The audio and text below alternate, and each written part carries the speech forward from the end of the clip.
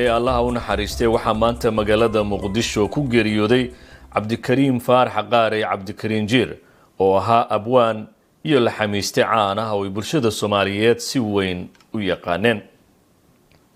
Cabdikariin Jiir waxa uu kamid ahaa la xamiistayaasha ugu weyn ee geyga Soomaalida ee Geeska Afrika isagoo kaalina mugle ka soo qaatay horumarka fanka Soomaalida. Jiir waxa uu la xansaaray heesaha ugu caansan Soomaalida sida Baladweyn, Sabab kale, Shimbiriyaho Maduusha, Kaftan, Jacayl Dhiigma lagu qoray iyo kuwa kale.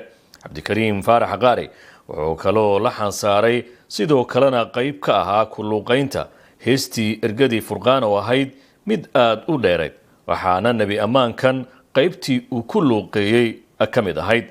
dabadeed ayaan low waxa eebba ka wacay cirka oogadiiso nabawgeeya ugubo amrano la yaablo abuurtii fardahalo unkuna qof yahayo ashkira ku qaado carshiga ilbiriqreed iriduhu furmeeno allaheena weynbaad afti kala hesheeno noloshiya iftiinku ku soo igmadayo gaaliya islaamku u arrimi ku yiriyo.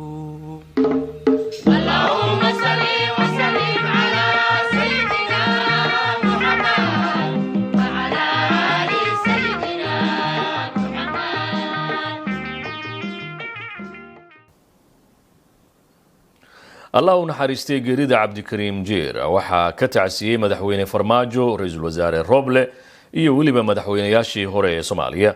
Dhammaantood waxay qoyskii uu ka baxay bahda fanka iyo suugaanta iyo guud ahaanba ummadda Soomaaliyeed uga tacsiyeen geerida Cabdikariim Faarax Qaari Jiir. Annaguna waxaan leenahay eebbe ha u naxariisto.